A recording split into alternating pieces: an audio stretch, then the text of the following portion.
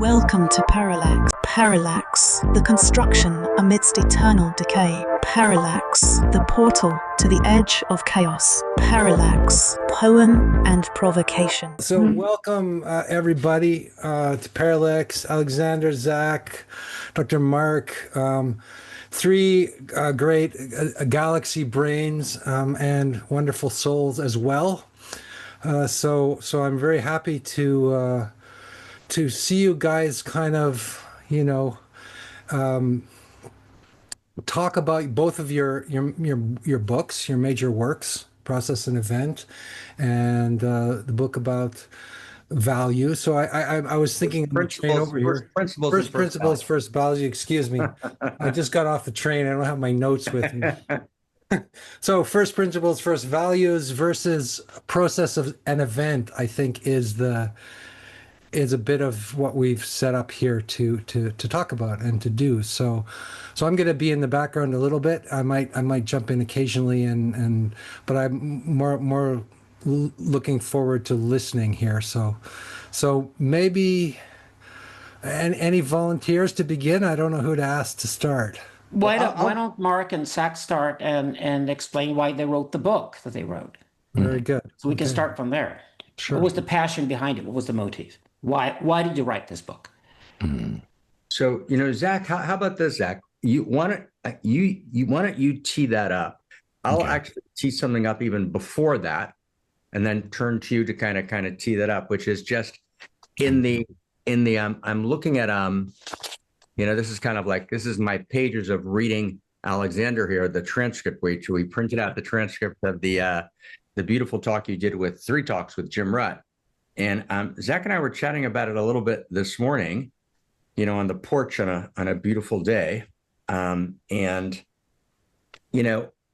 are obviously many points of contention, which are important and worthy of discernment and address. But actually what struck me, and I think struck Zak independently, what struck both of us is how much we're concerned with some of the same issues. Right, actually, the overlap, right? Not that we're reading it exactly the same way, but there's very dramatic kind of centers of gravity that are actually parallel between exodology and narratology and kind of the faces of time and mythos, logos, pathos, etc. And so that actually, just to throw out a thread without getting into the meat of it right now, it would be completely fascinating, and I think maybe even valuable, right, to explore, not so much, kind of let's duke it out over what we disagree, which is kind of almost a given in the space. We're coming from a different set of intuitive axioms, but actually what's really fascinating, which I was really surprised at, I had never, I got looked at syncretism, but I hadn't done this systemic of a view of things. And I was surprised at wow, we're thinking about the same things. And if we can kind of come out with a set of that conversation that kind of strengthens the field, if you will, right? That's actually really exciting. So it's kind of what I propose here is that we're kind of forcing ourselves to rewrite history, or at least the history of the West. Yes. Because the history of the West is mostly bullshit. It was made up in the early 1800s by some British, French, and German romanticists who basically, from out of nowhere, claimed that Greece and Turkey were different worlds altogether. So they sort of divided the Greeks from the Ottoman Empire and created this history of Europe as anything north of the Mediterranean and west of the Bosphorus would suddenly be Europe. It was completely 19th century made up. And then we started with the Greeks, and eventually the Romans came and implemented the Greek ideas, and this was the West. Now, that completely excludes the Middle East. Right. No wonder you got anti-Semitism and all kinds of weird shit that happened over the last 2,000 years in this European civilization, because when I started doing this kind of work 40 years ago and realized that I would go to the East, just like Andrew did, we had to go to the East because I wouldn't start with the Greeks. I would be embarrassed to start with the Greeks all over again. Right. That's like Heidegger was the last guy who started with the Greeks, and he sort of ended up in his own navel or whatever. And that didn't go well. Yeah, exactly. So my proposal is we can start from, which I find interesting with you guys, because you're obviously both Jewish, Andrew has converted to Buddhism. I converted to Zoroastrianism. So Andrew and I worked a lot on the Silk Road triad over the last 2 years, which is included in Process and Event, became part of the book. But the basic thesis is that you reform when you run into nihilism, when you run into a crisis, a meaning crisis, you want to call that. You have to reform. That means you have to reground, you have to regain, you have to go deeper into history to find what I call the root of the phallus to again become phallic and have values. So my proposal is the Persian-Hebrew axis is the foundation of Western culture. Yes. That includes the Middle East, actually puts the Middle East at the center of things. It then adds through the Persians and the Phoenicians onto the Greeks and the Romans, eventually something called Europe that became really prosperous over the last 400 years and then tried to claim all of history because of it, because it had a printing press and cannon boats, but that's not impressive. The Middle East is basically the West, and Europe was attached to it, and eventually America was attached to that. So we define the West from the Persian-Hebrew axis. Because what happened in between cultures in the Middle East really set everything forward. And the Greeks just wrote it down, and we managed to keep what they wrote down, basically. I always say that the Persians invented philosophy, the Greeks copied it, wrote it down, and then they invented drama. We can give the drama to the Greeks, but philosophy was invented by Persians, so and certainly by Jews. So I find the Persian-Hebrew axis personal to all four of us, and I think it could be central for this conversation.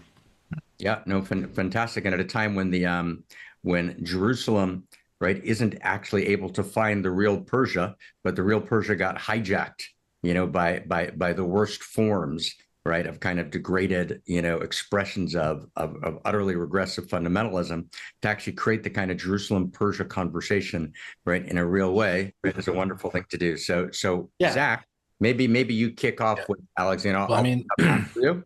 And this is also about how the turn to the post-secular as the new technological base changes, right? Yes. Like the West can no longer survive as a secular culture. China got rid of that maybe a couple decades ago when they rebooted around Confucianism, and Xi's, I think, brother-in-law is like a Taoist scholar, and I would argue they've gone post-secular. You could argue the Russians, perhaps, in some kind of orthodox way, have gone post-secular. And of course, India never went secular. They just kind of flirted with modernity and brought in some stuff and stayed mostly in a non-secular context for the fundamental source of identity and even the legitimation of certain forms of government. So it gets very complicated now in our culture to think about the grounds for legal theory, which have gone just radically pragmatist and nominalist in the kind of worst sense of the word. And so this project of first principles and first values emerged in that ferment of thought about how to move towards a post-secular discourse that would preserve the lineage, preserve the word, as it were, also, but then move into something that was really fundamentally different, seeing the meta crisis specifically through our really close friendship with Schmachtenberger, constantly having to see that and philosophize in the face of, no, you're going to talk to him for 3 hours or whatever, like makes a different tone of tenor. And then, of course, Marc was already engaged, met Daniel in the context of Barbara of speaking about the second shock of existence, right? I don't remember the date on that, Marc, when that was. That was like 2011.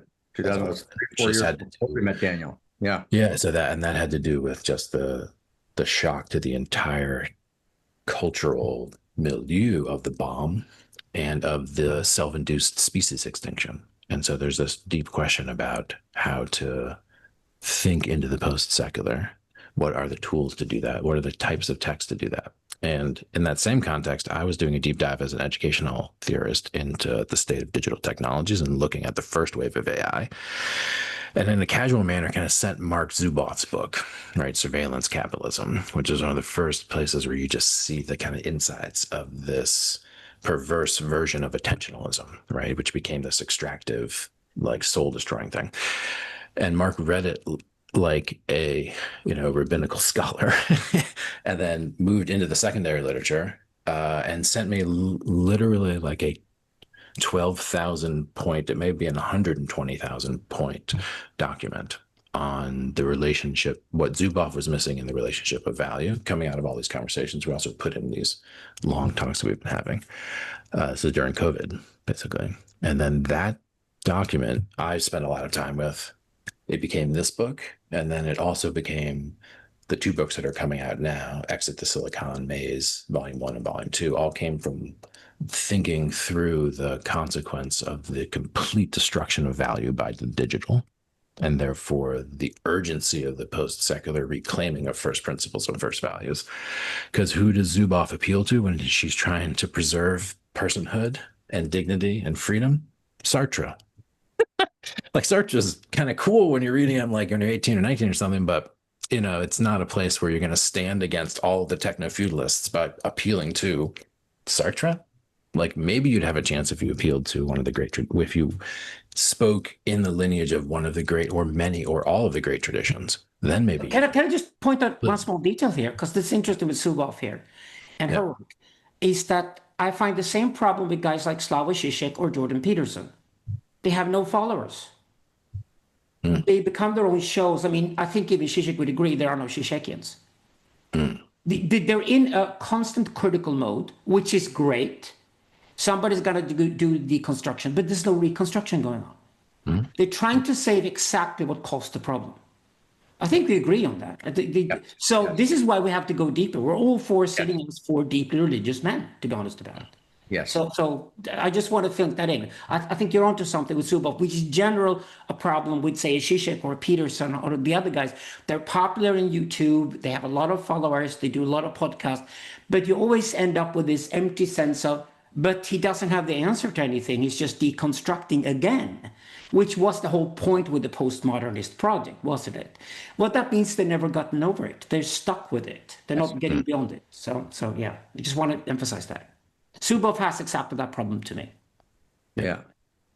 So, Zach, is that a good Yeah, thought? great. Okay. So that was my reconstruction. Maybe. Yeah. Totally. I'll just maybe open up, and then we'll and of course, if I just think offhand, and I want to answer or approach in any case, Alexander, your question of the impetus for the book, but just thinking offhand, just before we do that, reading you on uniqueness.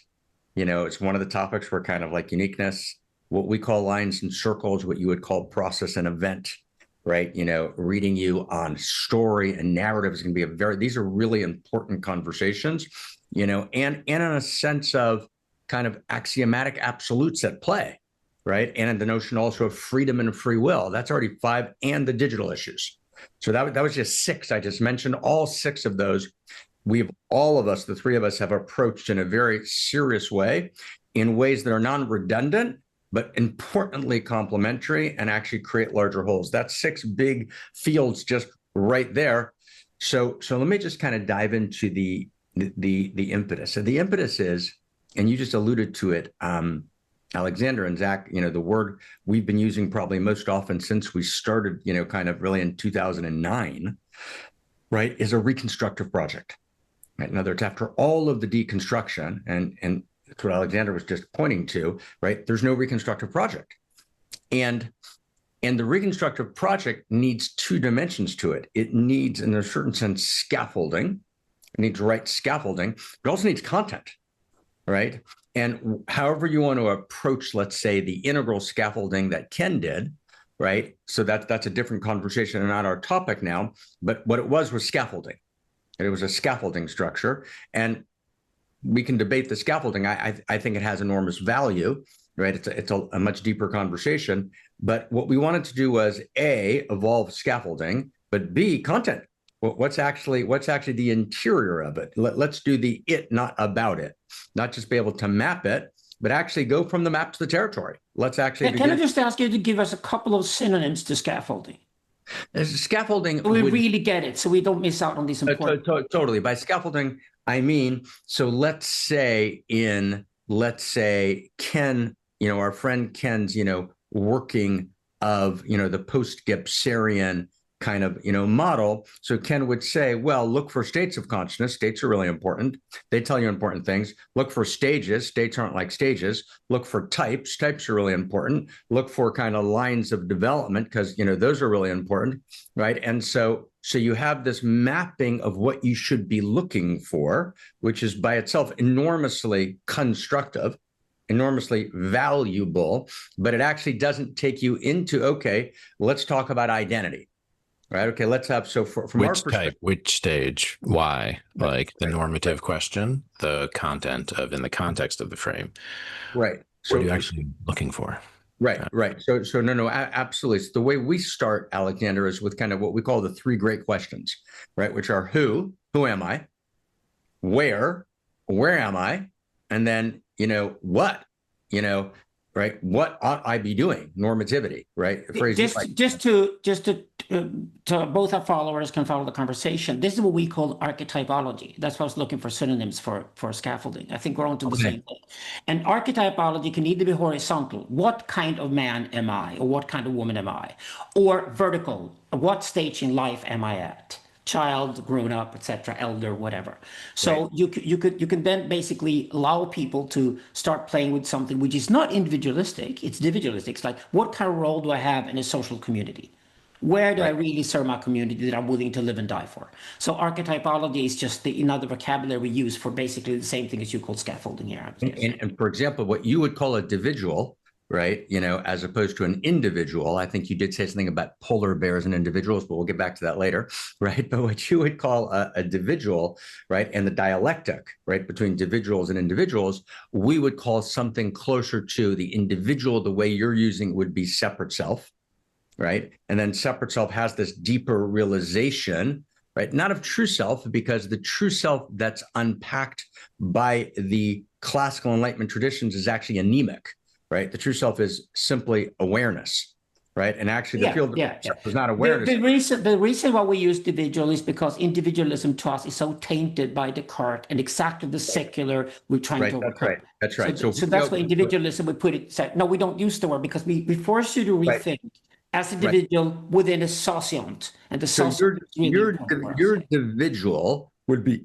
And we won't let, I'm going to go back to your original question, right, to try and keep some sort of kind of, not process, but some kind of event moving forward here, right? But just kind of that kind of eventology, because everything becomes tology. We know that, but that's the move here. So, which beautiful move. But so I'll kind of leave it aside. But just for a second, unique self would be the individual, and the ultimate socion would be, right, if I'm pronouncing it right, would be a unique self symphony, right? So how that, but those are not, what's so interesting, and we'll get back to this later, that those are actually not redundant, actually, that the way they fructify each other is what's going to be quite interesting. But the lines are similar. But back to Zak, picking up from Zak.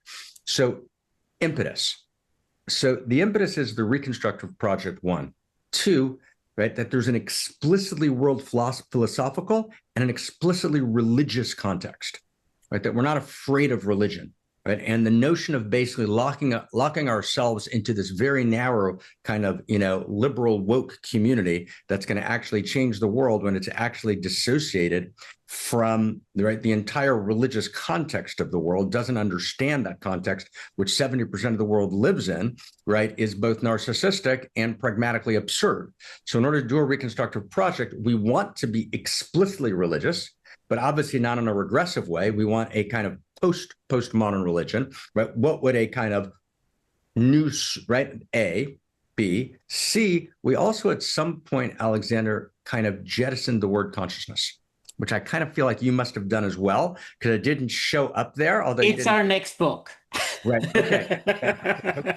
I'm working on it right now. Gotcha. So we explicitly stopped talking about consciousness for many, many reasons in terms of lots of the confusion around the word. And we began talking about value, right, as this ground of value, right? And when Planck says consciousness is fundamental, we would talk more about value as fundamental. It's not just co-primordial to space and time. It's the ground on which space and time arise. So our impetus is Solomon lineage, number 1. So we're looking at Solomon lineage kind of as this grounding lineage, right? 1. 2, we're looking, taking as a given a very, very deep kind of developmental orientation, which is really Zak's world in a very kind of profound way. Right, we bring those together. Then we're looking at very, very careful readings of science. And as we've actually trained ourselves in the last 10, 15 years to be what we call naive readers of science, but in the best sense of the word, meaning what is it actually saying underneath the jargon, right? And as an electron transport system, sounds mechanical, but when you actually begin to understand what the mitochondria, what's happening there, it's not mechanical at all. There's actually a field happening of what we would call eros values, so readings of science, but not physics, right? That's not where we're placing our emphasis. I also noticed that was another area where we made a similar decision. We're looking a lot at molecular biology, molecular chemistry, right? In other words, that's actually our core world. And we're not even looking at the leading edges of it.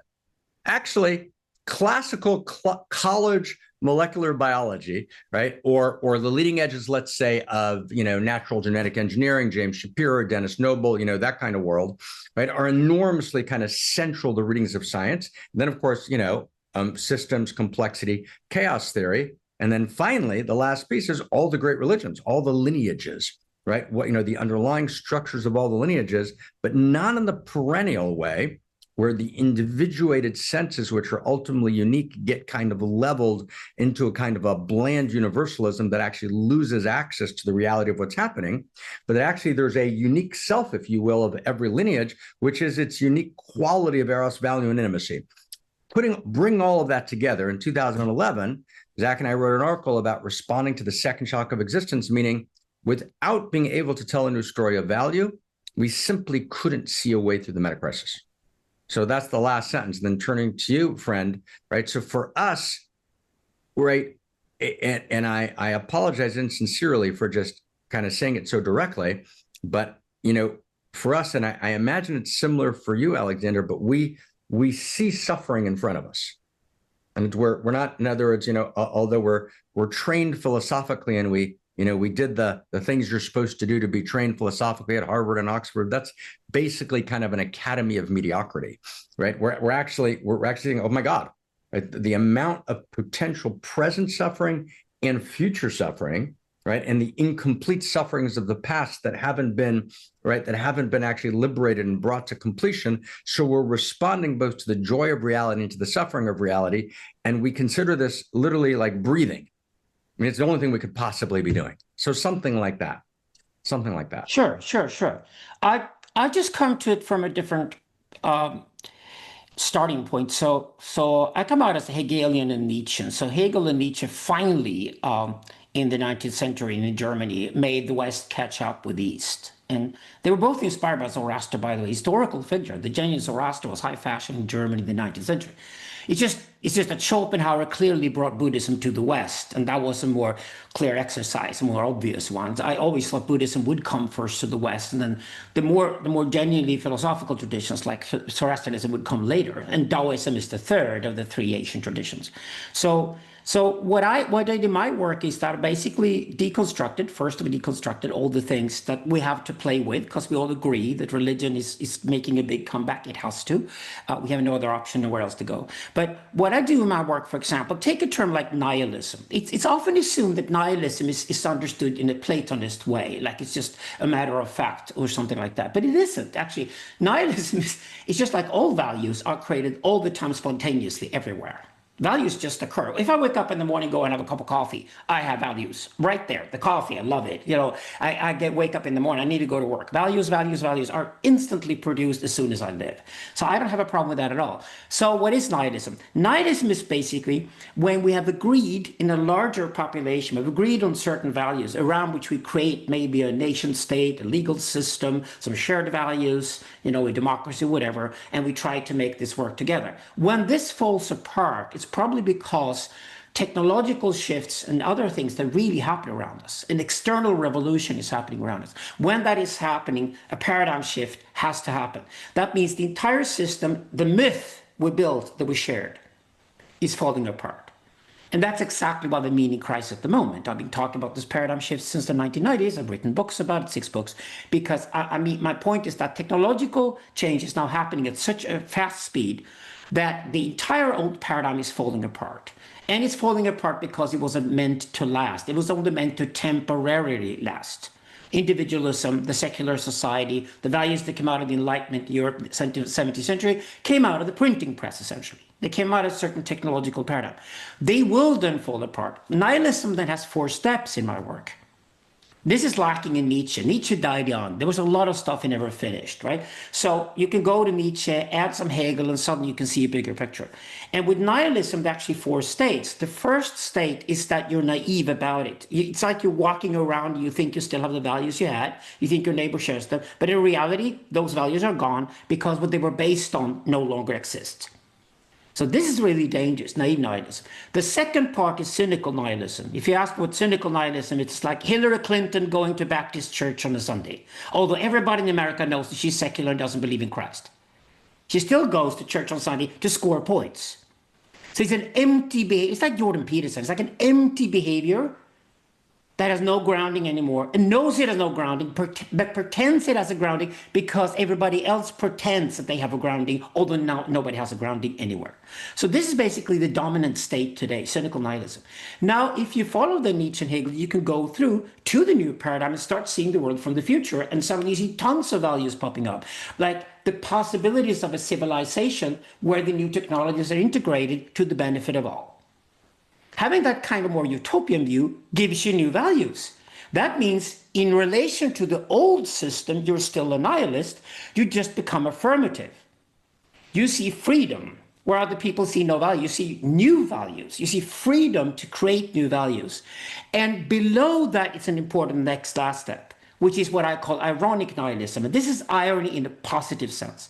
This is like the state that always exists. So what you do then is that you say there will be new values coming out of the new paradigm. Looking from what would you do today? You would send your kids to Stanford. You would give them a damn Stanford education. You would school them in religious history. You take them around the world and teach them how fantastic the world is and see cultures and learning languages and everything. Because you want to give this to your kids. Those are the values that are there. They're affirmative now. But the ironic nihilism is the interesting part. And I mean irony here in a positive sense. The ironic nihilism is the values that were always there.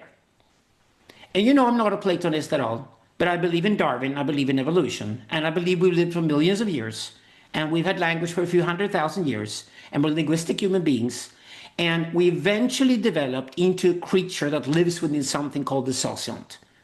And what's great with the sociant as a concept, it was developed by paleoanthropologists. So paleo, it's like, for hundreds of thousands of years, not much happened in human society. We were nomadological, we were nomads, we moved on, but we created a tribe. And just have a neutral word for that, we use the word the sociant. This sociant, it's about 1,200 to 1,500 people, and everybody's willing to live and die for their sociant. If you go to Tristan da Cunha, a small island in the South Atlantic, 700 population, and you ask them, you've been part of the British Empire since when? 1843, say the 700 people of Tristan da Cunha. And say, you got a police office? Yeah, we got one cop on the island. So how many crimes does he report? None, never did. So we know for a fact that communism works as long as the population is not bigger than 1,500.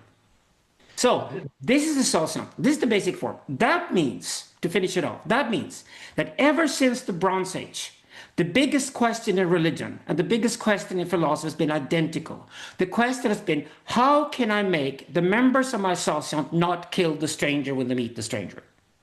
How can I create a shared story between us and the next sociant? So we have a temple on the border between the two sociants, preferably between two rivers, and we build the temple and we declare that we have a shared ancestry. We have a shared common story. We have a shared ground and therefore shared values. These values to us humans look eternal. They're not eternal, they're just very, very long time span, and they cross the paradigms. So these values are transparadigmatic. And it's the mix between the transparadigmatic values. Give me that word again you're using, brother. Transparadigmatic word. Transparadigmatic. These are the values that last between paradigms. I love my family. I love my clan. I love myself, and I only die for it. And if somebody comes along and gives me an argument why I should love the stranger, I will also try to love the stranger. And these ideas eventually become ideas like empire, nation, organized religion, everything that we have and created since the Bronze Age. It's basically been different ways of trying to solve the riddle. How do I make people love the stranger? And how do I avoid two brothers fighting each other? Cain and Abel is the oldest book in the Bible. So I have the transparadigmatic values, which ironically is called ironic nihilism. And we have the affirmative. And the affirmative is, oh, a new age, new possibilities, AI came along. Can we please do something human-friendly with AI? Okay, so this is basically how I work my way towards values. I see values popping up everywhere spontaneously. Yeah, no, my suggestion is if I can, Zach, you're up next, and maybe we'll follow the we'll follow that road. So, but I think you put so much. So this is just is Andrew. This is with your permission. I'm being Andrew's voice. I'm channeling Andrew. Let's stay. You put so much on the table there, Zach. You pick it up. I'm gonna stay with also what you said, because if we can work just in that field, that's a great frame. So Zach, take it away. I'll pick up after. Can I throw in one small thing? Do you mind if I just jump in, because it's so tantalizing for me?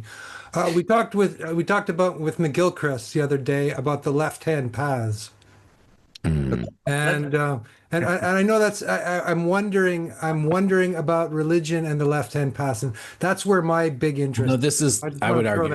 Andrew, can I tease you for a second? Please, I know this is probably fucking up your point. No, I can weave it in. I can weave it in. My tease you is Zach will integrate it in. It is related, but I knew you were going to say something about the left-hand paths. I just knew it. I said I just knew that was coming up.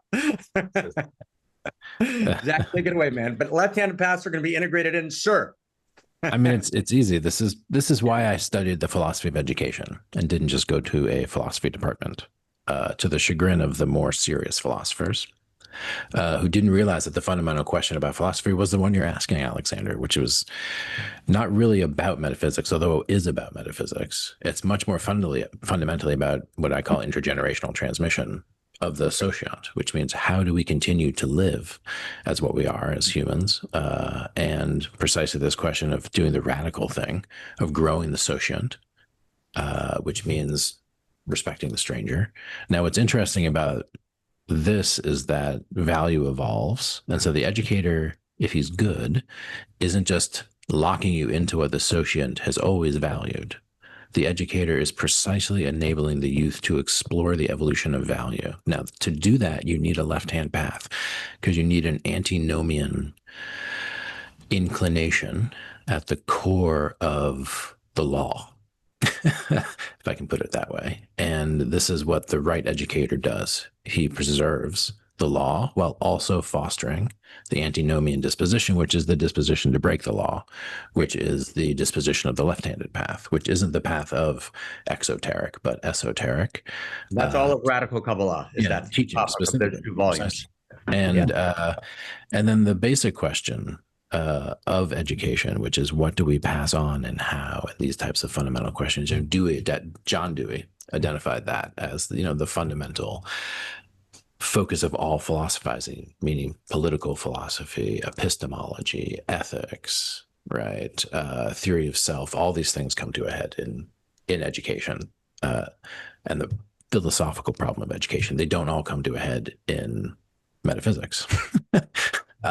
So that was, again, part of the impetus here, and part of the impetus even with the collaboration of Marc, as a student, and with the lineage, is to figure out how to get education as a discourse and philosophy of education into the post-secular, right? Which is the answer to the certain forms of nihilism that have now become basically disgusting. And then that the answer is an ironic embrace of a certain form of nihilism, which allows us to break those and then create truly new and better ones. That's very interesting. Marc speaks of a heresy that is faith, and certain forms of nihilism, certain forms of materialism, precisely insofar as they're allowing for the breaking of the old paradigm.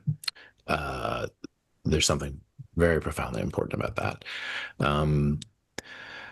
So yeah, and then there's this question of, okay, so now we're into a conversation about the evolution of value, and about the long, long, long duration of some values to the extent of like a Persian cosmic habit. And then the kind of like very rapid crunch of value development in, let's say, the last 50 years, since I would say the digital or something like that. You mentioned printing press, electricity, digital. There's like zoink, all of a sudden values evolving to the extent where it's impossible to know if there's any long enduring values, which is why we focused on, let's go to the longest enduring values that were held by the universe even before the human showed up. And that's one of the frames. So yeah, as an educator, without those values, what do you tell a kid? How do you discriminate between different outcomes of adolescent socialization if the discourse around value is completely arbitrary? Well, Which is different. wasn't this the problem with the Enlightenment all along? The Enlightenment was like a clean sweep. Yes. The whole idea with the French was a clean sweep. The transparadigmatic went out the door, and that's exactly why it failed. And then when you moved people from villages, which are much more into values with families and clans in place, villages are essentially Sassans, into the urban, you removed them from where they were connected with values into a place where it served you to put them into factories and tell them this is revolutionary or for the better of mankind, and all old values were gone. Right. And this was the disaster. This was the disaster of the 20th century. It just went global, and then suddenly other cultures that weren't European started reacting and said, no, we're not going to go there. We're not going to go into that hole, into that void. And I think this is why it's important to talk about the transparadigmatic values. For example, the love of family and kin and things like that. That are obvious to most human beings, but weren't obvious at all to the ideologist. The problem here was Rousseau all along, and the way Rousseau eventually became a victimhood cult and all those things that went really terribly wrong over the last 30 years. I would trace it all back to the Enlightenment. And I said the problem with the Enlightenment, to go back to Reformation, is that there are transparadigmatic values and they're very, very real. Yeah. So no, but three more important points, Zach. They're also important. And again, I apologize for somehow I've become the holder of the event chain here, the event line here, because it's also important. So Zach, you finish, and then I'll jump in and try and handle. No, I've got nothing to finish. You got that good. Okay, so I'll pick up. No, that's great. That's fantastic. So if I would try and summarize what we're all saying about value, right? Value is not hard to find. Value is impossible to avoid, right? I mean, that's the right. There's no no conversation, right? So we've got that very deep shared agreement. Now, I just have to say one semi-funny thing. At least I think it's funny. But now I have to kind of prove that it's funny. I can only get lost. I can only fail. It can only go badly. But I remember when I was an Orthodox rabbi back in, I was in my 20s, and I'm debating a, millenarian Christian fundamentalist, and we're talking about all sorts of things.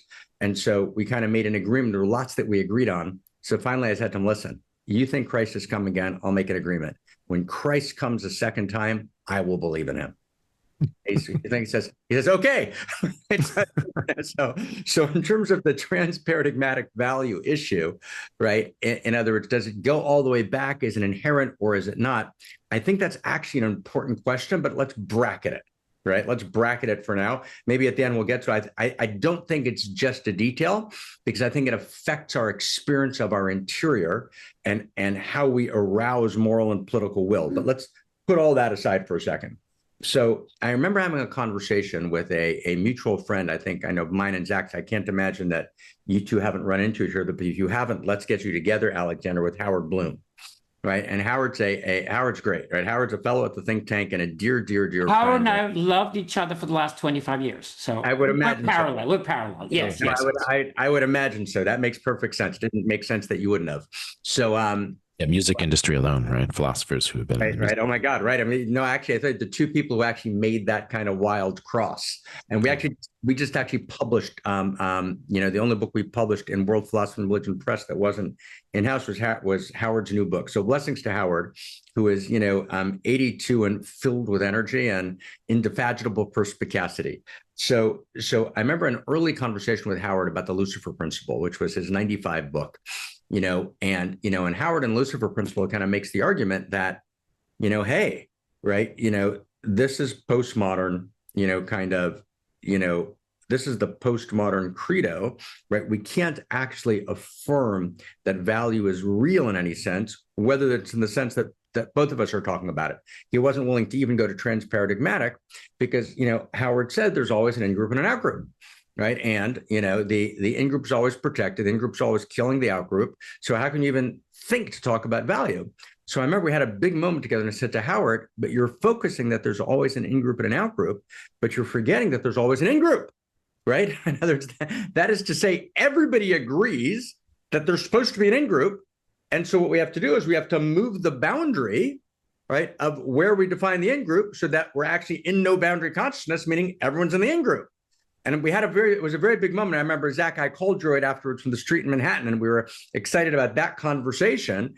And so it's really that question that the way you put it, Alexander, very beautifully, right? How do we actually convince, right, human beings that we're not baboons, and that when actually a foreign baboon kind of steps in and gets decimated, how do we actually do this thing like Hadassah Hospital, right, in Jerusalem that almost won a Nobel Prize, where Jews, Arabs, Bedouins, right, no matter what's going on, are all treated by joint teams of doctors, right, in the middle of the Middle East. And by the way, when that happens in Syria, there'll be peace in the Middle East, right? Bracket that, and that kind of, So I just want to share, if we can kind of go lineage just for a second. There's a very, very beautiful text, which I think points to what Zach, what you were talking to, and Alexander, what you were talking to. So there's this question that comes up in the Solomon lineage, right? And Solomon, of course, is the builder of the temple, about how do they decide where to build a temple? And it's obviously a mythical story, right? But the basic story is there's these two brothers, and one brother, big family, right? But very poor. The other brother, very wealthy, no family, right? They both decide in the middle of the night to get up, right? There's a boundary of land between them. And the brother with the family says, my poor brother doesn't really have any family, at least let him have more land. Right. And then the other brother gets up and says, wow, I don't need so much land because I don't have a family, but he really needs more land. And they sneak out in the middle of the night, outwit their staff, and they both go to move the marker, and their hands are on top of each other. And they realize that they each went to do the same thing. And the lineage says, in that place, the temple was built. That's the place the temple was built. So that's the temple, right? That's the temple of valor. That's what you're pointing to. So the question is, how do we get to that transparadigmatic, ironic nihilism, right? What we would call first principles and first values, and what Zach so importantly said are evolving first principles and first values. So I want to make a suggestion. So, and I think, by the way, I know we don't have time to go into it now, but I love the 4 levels of nihilism. My sense is that your third level is what Zach was referring to in this kind of text that's been very important to us for a couple of decades, where it's actually Abraham Cook in a text called The Light of Trust in 125 says there's heresy that's faith, and faith that's heresy. Right? There's heresy that's faith, and faith that's heresy, which I think is your third level of nihilism, meaning we're going to destroy, right, structures in order to let this new value emerge, in order to have this new possibility emerge. But ironic nihilism is actually I love that, as a very distinct next step, right? And ironic nihilism is very close to what we would call post-tragic. Right. And I think that's actually a very important. The point is this: you got naive nihilism, then cynical nihilism. The other two are parallels. The other two, that's right. Ironic and affirmative is parallel. It's like the priest represents the king, and the king represents the affirmative, right? In division between priest and king. So Moses and Aaron, for example, one of them would take the role. Moses would be the ironic nihilist. Aaron would be the affirmative nihilist. Beautiful. No, beautiful. That's a better. No, I got the adjustment. That's very, very helpful. That's beautiful. So let's just think about it for a second. So when we look at what we have a structure we call She Comes in Threes, and this is a book that's about to come out. And She Comes in Threes. We look at 75 versions of She Comes in Threes. How the She Comes in Threes kind of works across all movements. So one of them is pre-tragic, tragic, and post-tragic, right? And in pre-tragic, what demarcates pre-tragic is clarity. Right? It's clarity, right? So you can have had your whole entire family killed, but you have a good theodicy that explains, right, why God arranged that. So you're pre-tragic because you have clarity, right? Or you can be sex negative or sex positive. They're both pre-tragic because you have clarity. It's all great, panacea, or it's all bad. So tragic is the clarity explodes, right? For all the different reasons. There's 7 or 8 different vectors that can cause clarity to explode. And don't let us get talking about, your vector word, different conversation later, right? But the third level, post-tragic, is I actually reclaim clarity, right? It's Yeats, right? Where he talks about, when such as I cast out remorse, so great a sweetness fills my breast. We can dance and we can sing. We're blessed by everything, right? And everything we look upon is blessed. So blessing has come back. Blessing's back in the story. The Zoroastrian in Jerusalem, blessing is back because we have clarity, but it's a clarity that's open-ended, right? It's an evolving clarity. It's a non-dogmatic clarity. It's an ironic. I love the way you've introduced the word ironic. It's an ironic clarity, but it's a clarity, meaning, and you a number of times talk about, I don't remember the words were the absolutes. There's fucking absolute. You don't want, your example was, I believe, you don't want your child watching child pornography. Clear. horrible, right? Absolute, right? In other words, you can locate yourself, but not only in negative absolutes, but in positive absolutes. I just had a fabulous and gorgeous conversation, right, in which I entered into a Bergsonian, duration of time, and everything stood still, and I'm exhilarated. That was good. Right, that was good. And that's a lot better than a shitty conversation in which people at a cocktail party are trying to destroy each other, and there's real clarity between those. Post-tragic. So in the reconstructive project has to be filled with utter clarity. It has to arouse moral and political will, and it has to embrace this kind of ironic nihilism in the way that you used it. And this starts to become a very exciting, mutually fructifying conversation. So, sir, that was enough. Yeah, so this is the title of the book, Process and Event. Yes. The tragedy of these was that they got stuck in process, caste societies, and the event was lost. The problem I have with Islamic Christianity, which is why I trust the Persian Hebrew axis, I'm interested in Zoroastrianism and Judaism, because Islamic Christianity got stuck in the event without Correct. the process. And therefore, they constantly repeat the same event because human beings are transparadigmatically attached to process and event. And this is why when you look at how you get out of nihilism, because we have gotten out of nihilism, we talk about affirmative and ironic, we just look at the freedom to act and the freedom to think here and the freedom to be creative. And therefore, the process lies in the ironic nihilism and the event lies in the affirmative nihilism. A civilized society needs both. This was always the Zoroastrian and the Jewish conviction. A civilized society has both the process and the event. And of course, another version of that is Taoist yin and yang, where the yang is split between the yang and the yung to keep them going. So the circularity it's not a circularity as a dead end. It's not an eternal return of the same at all. It's an eternal return with small deviations on each trap, which is like the next generation of kids growing up, not identical to us. Slightly spiraling. So this is the process event. So process event is where values are being created. And some of those values are processual, especially the transparadigmatic ones that always were there, and it's often residing in the feminine. And the masculine often dreams about, let's create new worlds, let's do new things, let's do things differently. And therefore the creative lies more on the masculine side. This is the yin and yang, essentially. And this is lacking in Christianity and Islam. This is my frustration with Christianity and Islam. And I think that's why they end up with resurrections of old prophets that are supposed to return and never come back. That's my critique. It's the Nietzschean critique of Christianity extended to Islam as well. That's my problem. Go, Zach. It's great. I'm just Zach. I mean, Zach. It ends up being a very complex conversation because you end up also having to talk about the interface of politics, economics, right, with the great traditions as they evolved, and which ones were in what position to exercise which kinds of power, and therefore preserve lineage in a different kind of way. And so it's hard to cast all the Christians and Muslims, of course, with the same brush, because there's, of course, exceptions to what you're saying, but in general. Absolutely. Yeah. And by the way, just so we can emphasize that, the great thing with religion is the congregation. It is the synagogue, it is the mosque, it is the church, it is the Sangha in Andrew's Buddhism, it's my Anjuman in Zoroastrianism. Secular society has no congregation. And going back to the congregation, and anytime I walk into a mosque or a church, I see that people love their children. That's the first thing I see. So yes, but we can also here discuss separately, we can discuss the actual theology, because I'm basically demanding of Islamic Christianity to be reformed. Yes, you can come with us. That's my demand. And this is why I'm studying Sufism for the next book, because the best place for me to go is the esoteric tradition within Islam.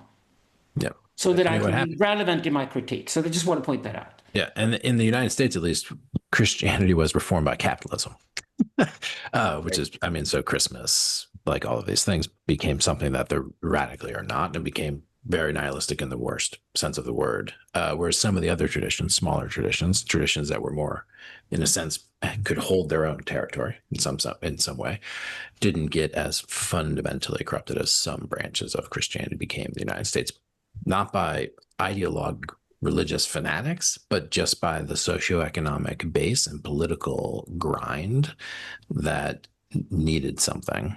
And it sure got it. Christmas is one of the most powerful events in American society, and it's completely a consumer orgy that has no tie into the fundamental value. And some of the people calling for the tie to the fundamental value are some of the craziest people. And I have good friends who are converting to Christianity. So this is what's also very interesting, is that the lore of the archetype and mythology is one that also resonates with the current time, I think, because of the certain tone of apocalyptic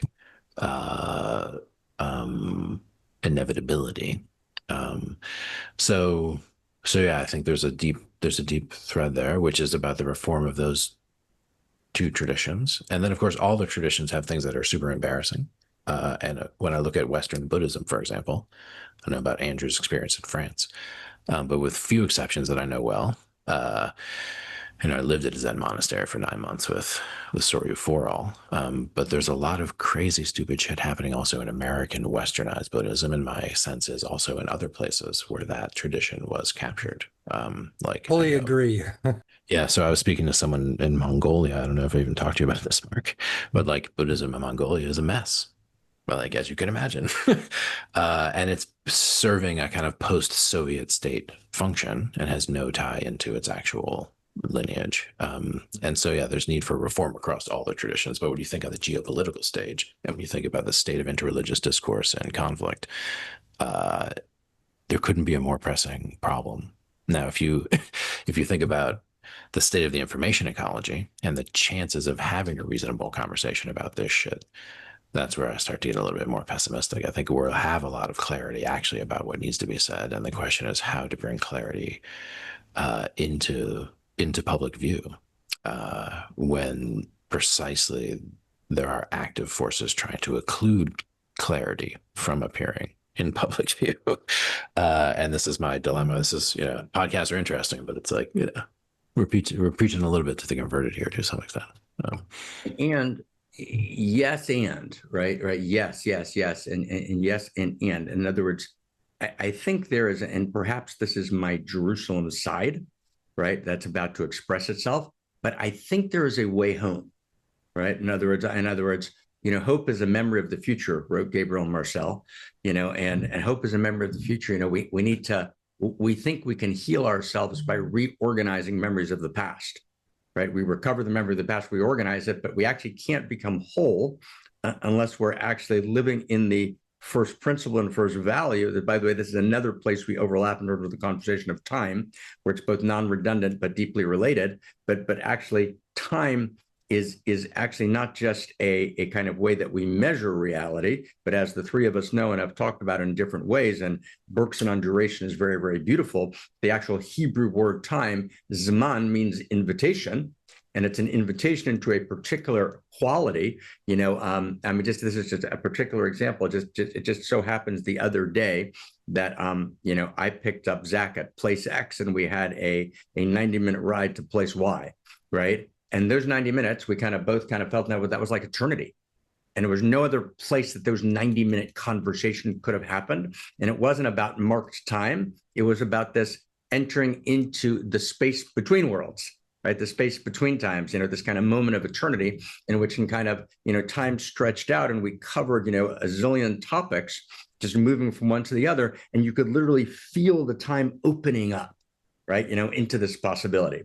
So I think there's from Jerusalem perspective, right? We can go somewhere. We can, as you said in your conversation with Jim Rutt very beautifully, there's something we can do, right? So there's something to do here. So what can we do here? So it seems like and I want to just make a two-part proposal, right? Which I think we all agree on, but if we can articulate it, we can not just kind of preach to the choir, although we like being in the choir, right? And I think you talked about, men in armchairs having great conversations with Jim, but we can actually move something forward, which is when you look at, let's say, the list that you've referred to a few times of these transparadigmatic values, it dovetails, at least in part, with, let's say, the list at the end of C.S. Lewis's Abolition of Man. Right. And that's the one place in that little essay that he did some real scholarship. You can see that's where he was kind of trying to create a good list. There's other places Lewis talks about a list. But when you look at his list, when Skinner read his list, because Skinner and Lewis had this 30-year argument, right, that we talk about in the upcoming book, right? So Lewis's list, Skinner makes fun of, because Lewis says, my list is the Tao. Right. And Skinner says, what are you talking about, the Tao? You're just making that shit up, man. Right? What are you talking? It doesn't make any sense. But actually, we need to do a better job, right, of solving the value theory issues that caused Skinner, right, to actually reject Lewis. Chomsky didn't solve them. He just kind of assumed that it was going to all be okay, which is why actually Skinner laughed at Chomsky, as Zach and I have pointed out, because Skinner said, Chomsky, whatever, like you actually are not understanding. And then along comes Pentland, right, at the MIT Media Lab, who reads Skinner cover to cover and basically reserves Skinner up at the very heart of culture, right, as Locke does, pretending like he never read Hobbes. So what's the problem? The problem is that value theory got destroyed. So when Pentland talks about the socion, he describes it as the social self governed by social physics, right, that has no, if you will, soul or no actual transparadigmatic value, to use your phrase, no, we would call inherent value, and therefore is subject, is both, he borrows Skinner's phrase, but without quoting him, is both observable and manipulable, right, which becomes, the basis of, right, the kind of techno-feudalism. So what we're saying is, no. The socion is made up of, and let me use your terms, so socion is made up of individuals, right? The unique self symphony is made up of irreducible unique selves, right, that have value inherently and deserve to be treated with value. And the reason we're able to say that is because we take value seriously, not because we're making a regressive move, not because we're lost in the myth of the given, but we're also not lost in the myth of the framework. So you talk about the way you kind of deal with it. Let's say in this conversation, you say these values go way, way, way back. Zach, we talk about eternal and evolving value. I wonder if we could do something new and create a shared language of moral realism, right, that's richer than, let's say, kind of Parfit's language that Harris borrowed, that's very, very weak. Can we create a rich language, right, of value together that actually is interlocking and that to share? That's exciting. That's maybe this is where Alexander Bodies more Gafni and Stein, the Gafni and Stein are themselves. Take it away. That's always wonderful to get at that point in a conversation like this one. So I'm just throwing this out. There are no social sciences. There were natural sciences, and they were so successful that people started imitating them and wanted to create social sciences. That's well said. This is why psychology and sociology have been in crisis for the past 100 years, because they became nothing but ideology machines for secular society. All the hatred of our religions and our religious convictions comes from psychology and sociology departments. There are no social sciences because humans cannot be measured. Right. Period. That means when I work on consciousness now for the new book, I basically realize that if consciousness is basically placed in the past as our way of reconnecting past memories, which are emotional to us, in a new way. So we have emotions of emotions of emotions of emotions that we call memories. And if that's what we do with consciousness, the science of consciousness has totally flopped. I recommend Eric Holt's new book, The World Behind Worlds. So he's basically admitting that this is a bigger flop than superstring theory. It's a total dead end. There is no science of consciousness. Like Susan Blackmore even says, there can never be a science of consciousness because you cannot study consciousness since consciousness is never repeated according to the same patterns and follows any law. Once you skip those things, consciousness, we can remove consciousness. We can remove consciousness is not science. It's actually art. It's actually an art. Every human being lives their life as if the life was a work of art. If it's a work of art, it's not a work of science. It cannot be reduced to zeros and ones. That means Skinner was right, but in a very limited sense. Correct. He only studied human behaviors, and that's all data scientists do. That's correct. All the algorithms are built on human behaviors, and by studying behaviors of our past actions in masses, 50,000 of us at a time probably, the algorithm is trying to figure out what we're going to do next. There's no room for surprise. There's no room for creativity in any of these realms at all. Skinner says AI can only mimic. Pentland says there's no room for anomalies. Anomaly. Exactly, because there isn't. And AI would even answer that if you asked AI. It's humble enough to admit it. But my problem right now for the next 50 years is that our new enemy for all of us is going to be a whole bunch of computer scientists that have no sex life, have not studied Gafni or Stein or Barth at all, not even Sweeney. So they're going to come out, they have tons of money, and they want to become philosophers, and they want to dictate how the world is going to be run. I've seen this coming out of Silicon Valley for the last 30 years. This is how I became friends with Jordan Hall and Daniel Schmachtenberger, because they were inside Silicon Valley. I came from Europe and I saw the crisis coming. I just saw that, oh, we're going to have all these computer science coming out, thinking they can reduce everything to zeros and ones, thinking they can reduce the universe to a computational phenomenon. Right. It isn't. It's alive. And life is not zeros and ones. So this is why pathos is not logos. We can perfect logos. Skinner is completely into the logos, but then once you have Skinner there doing this logos, yeah, you could reduce my past behaviors into zeros and ones if you want to, but that's not me. That's certainly not me. I'm pathos here as well, and in between those, I have mythos as the only way for me to tell a story about myself. Right. This is why I don't allow anybody to reduce pathos, mythos, and logos to each other. Keep them separate in a dialectical relationship. We call it narratology. And there we can then decide we're going to do together before we finish this conversation off. Decide what part of us is the mythos that people need. Yes. Why are we doing the pathos that people need? And in what way are we doing the logos that people need? So we are clear about communicating a logos or a mythos or a pathos when we do. Because if you mix them up, like the esoteric and the exoteric and the esoteric, when you mix them up, people get very confused. You've done a bad job. And by the way, your esoteric exoteric is exactly Tantra and Sutra for me and Andrew. Lacking in Christianity, lacking in Islam. This is the Jewish tradition. The exoteric and the esoteric is fundamental before we go into the future, because it's in the esoteric we can create the laboratories where we can experiment with new affirmative values to then put them together with transparadigmatic values that are there already, and then present the package to people. This is Zach. That's every word you said was exciting, and a non-redundant approach to this deep area that we're kind of in together in this, again, fructifying, overlapping ways was actually enormously exciting to listen to. A million things to say, but Zach, we're up to you now.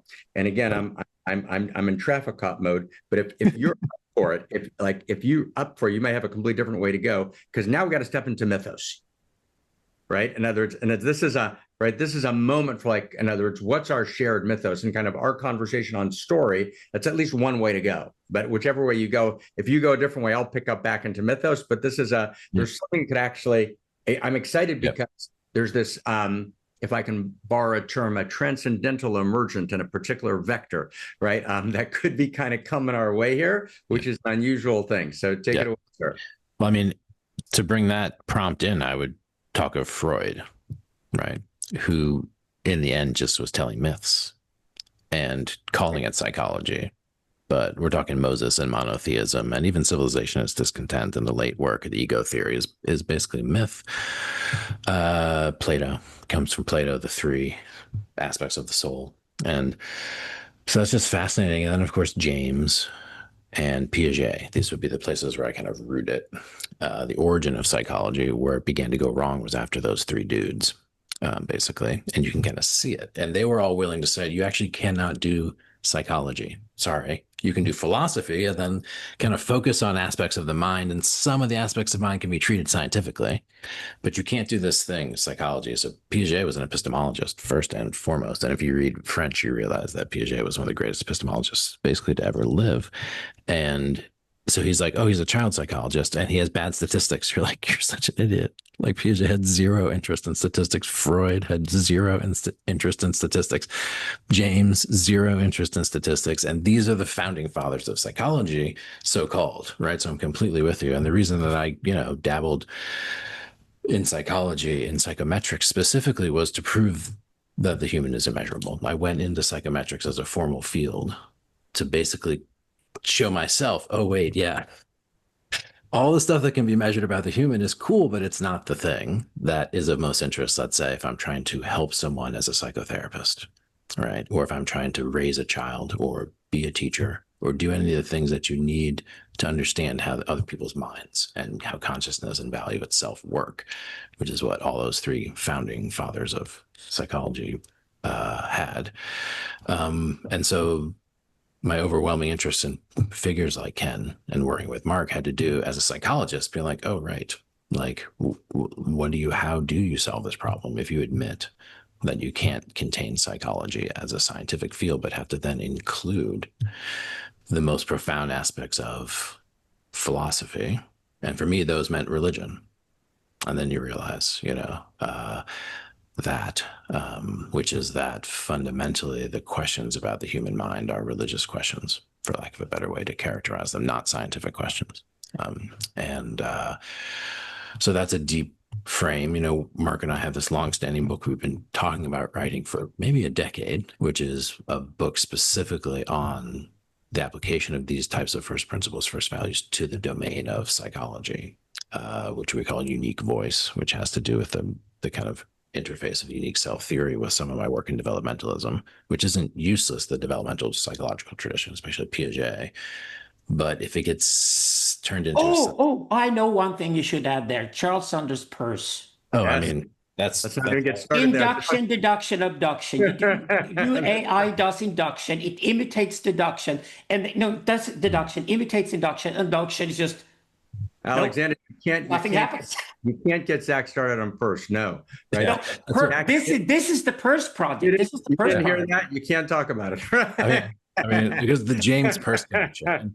Peirce was actually the first psychologist on American soil, and he translated Wundt, and he set up experimental paradigms both in phenomenology and in, basically neuroscience, for lack of it, when they're dissecting living dogs and shit at Harvard. Anyway, so I won't go down that, but yeah, I'm completely with you. Great conversation. And we are, as a kind of like moving into Marc's conversation about, well, then what is the mythos, right? And the hugely important question as an educator, because this is about, what do you tell the kids? What do you tell the kids about this whole thing? Should they participate in civilization or not? Like, is it can I add one thing here? Please. It's coming out of the next book. Yes. I've always been fascinated by the fact that philosophy has to separate phenomenology, epistemology, and ontology. Which we don't, right? Okay. What I figured out was that even if Hegel turned them into two loops, he's one loop with ontology and epistemology, which is basically how he killed Kant, and then he turns epistemology and phenomenology into the loop. What's funny is that there's no loop between ontology and phenomenology. Seems to be impossible for Hegel to construct one. Okay? Good. That means that's where dialectic starts, because it starts with a deadlock you cannot overcome, which is the male brain, logos and pathos. So we need woman, because woman is mythos. So let's every time you fuck a woman, Marc, you feel the wholeness and the oneness. Right, and you pull out your dick and it's lost. As a man who's been controversial, I don't talk in public about the experience. All right. Let's go. But here's the point. The point is that if we put the three categories, because they're obviously incredibly important to philosophy and they're important to the human experience, if we put them along a time axis, we suddenly see the phenomenology is attached to pathos, and this is the future. The past is, of course, ontology, and that's where the zeros and the ones come in, and that's exactly what computer scientists love to recycle pasts all the time. But the now, the mythos, is fundamentally for human beings epistemological. Okay, so let's play. Let's play. So and I'm going to play with the terms received. First up, received and received, Zach. So the two streams and received, and there's a tradition in Hebrew wisdom where when you're in a conversation, you say kibalti, which means received, meaning so that we actually understand we can weave the pieces together. So a couple of things, and so one, and we're going to bracket the Sufism, deep dive, which is insanely important, right? Wildly excited that you're writing about that. As we know, Alexander and Zach, we've talked many, many times, the notion that there was Rumi's one of thousands, right, of this, enormously deep and important current. The son of Maimonides, Abraham, was formed by Sufism in kind of a fundamental way. And there's an enormous, my academic mentor, Idel Moshe, who I wrote for at Oxford, has done some really good work in this. I'll send you some great stuff, Alexander, and I can't wait to see that. That's crazy important. But let me go back to this narratology, in your word, and what we would call the ontology of story. right? And in some sense, mythos happens when phenomenology and ontology become one. And phenomenology and ontology, when they become one, are epistemology, meaning, right, I know what I know, epistemology, episteme, how do I know what I know? But I know what I know because of anthro-ontology, right, what Zach and I call it. That is to say, the mysteries actually are within us, the value actually lives within me. I'm participatory in the field of value, and I'm participatory in the narrative vector of value. So let me just go back a step for a second. So let's go back directly into the Second Temple, people as they're meeting Darius, right? And they're kind of forming, the kind of early antecedents, right, of what will be the expression of Jerusalem that's meeting Darius, and that, that Zoroaster kind of meets around that time. So there's a book in formation that's not yet written, but there's earlier strands of it called the Book of Creation, and which finally comes out, unclear when, but let's say 300-400 years later. And it argues, or it's about 455 words, right? And it has this kind of presentation that reality is text, sefer, reality is sipur, story, and reality is mispar, number, right? So there's a structure called, we might call mathematical value, right? There's a word, textual value, which is information, which is meaning, which is value, three faces of the one. But then there's story. And that narrative is it's not even Aristotle's Poetics, which is how do you sell a tragedy in the right, three centuries before Christ. No, it's actually that reality itself is story. That story is an ontology of reality. And what story means is, and it's give me just a half a moment here, story means there's always a threaded causality, number one, always threaded causality, never not, meaning which is the dignity of finitude. The dignity of finitude is, with all due respect to Mr. Hume, it's not just constant conjunction. There's a necessary connection. There's a causality, one. Two, but that causality is not just, in your word, it's not just process, or it's not just circular. It's also event. It's also linear. It's also phallic. It's actually going somewhere. Two. Three, right, that it's actually, and that meaning there's a plot line. Right? There's actually a plot line. It's not just threaded causality, there's a plot line too. Three, the plot line is animated by desire, right? By desire, right, is the plot line. The name of God in Jerusalem is actually, the four-letter name of God is desire. Four, the plot line is always for value. It's always a desire for value. And five, and I'm going to stop at five. There's actually 10 of them, but let's stop at five. And it's always not just for value or even more value. It's not just I want more ice cream, but I want value to transform, to emerge, right? To generate vectors of emergence, in your phrase. So those five plus another, there's always past, present, and future. There's always a narrative arc that kind of intensifies and yields new dimensions. There's always telos, right? And another thing that the three of us share, and Andrew, that you shared, that there's always freedom. So those 10 elements of story actually exist all the way up and all the way down the evolutionary chain. That's actually shocking. There's actually 10 dimensions of story, which are both the phenomenology of story, the ontology of reality, and because I participate in story, that's actually the epistemology of the human experience, right? My story and being able to read my story too. And this is what you talked about early on in your earlier book, Alexander, Attentionalism.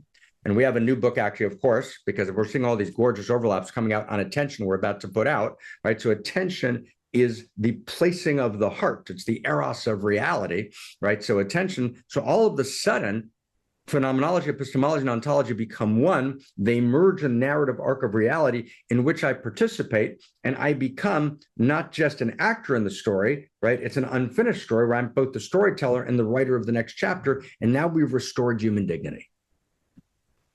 Something like that. I would agree on all of these things. For productive reasons, they work. Please. So your worldview and my worldview work. It could be interesting also to dig into some of the differences here, at least where I'm located now. Yes. But I'm shocked. Yeah. I'm actually shocked and excited. Yeah. This is unexpected and it's beautiful. Yeah. So for me, a dialectical deadlock is productive. It's when I can't solve the riddle, I get even more enthusiastic about the riddle. It creates even more value. So I don't have a problem with deadlocks at all. So we have to understand they're productive. It's very Hegelian. So then ontology, to me, the impossibility of things finding each other is exactly what creates, what makes a system creative over time. And that creates its own values, etc. So for me to keep phenomenology and ontology separate creates an enormous strong position for myth and for epistemology in the middle. What's interesting with this idea is that epistemology and myth are connected with each other, which is kind of surprising.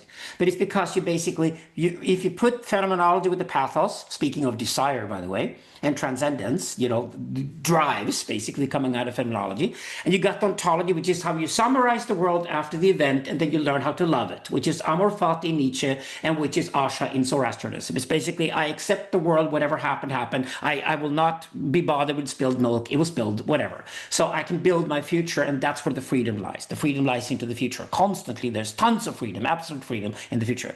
Now, if you look at that, the only place you are in the present is an epistemological state. To be human, to be alive, is to loving to learn things. My mother is 90 years old. She gets up in the morning. She still loves to learn things. She's 90. Until the day she dies, she will learn new things.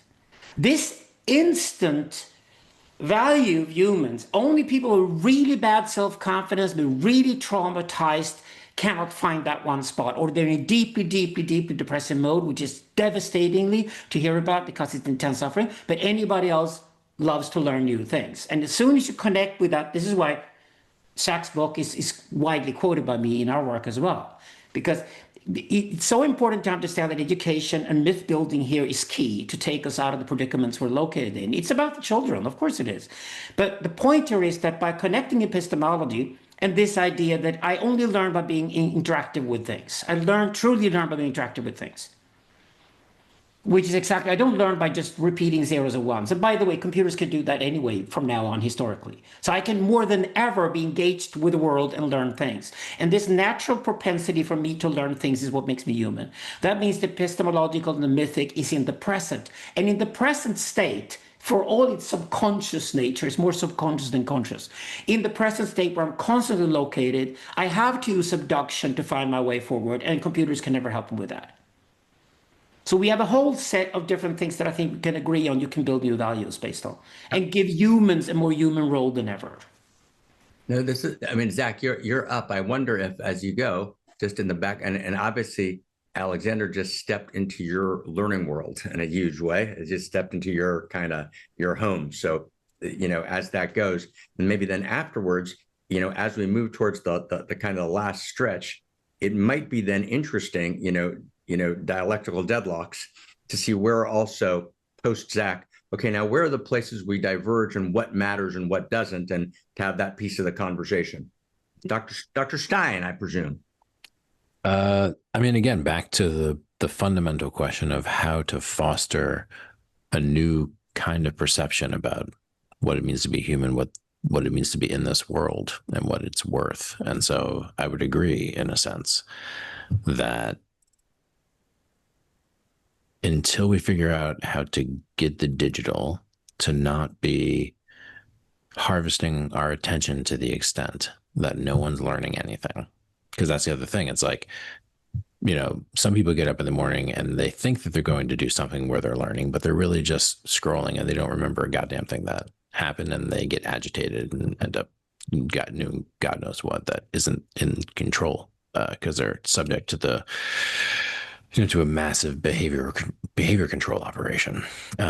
So the attention is the placing of the heart, and the only possibility for intergenerational transmission has to do with placing the heart together on the same story, if you will. And that's how civilization worked. Like, otherwise, just stay in the tribe. Otherwise, it's super dangerous, actually, to build these cities. Very bad. And it's not a coincidence that these traditions that we're speaking of today emerged, late in the game of urbanization, if you will, meaning they had figured out, oh, wait, taxes, kings, repetitive labor, mills, the storing of the grain, this thing, they're doing it again, right?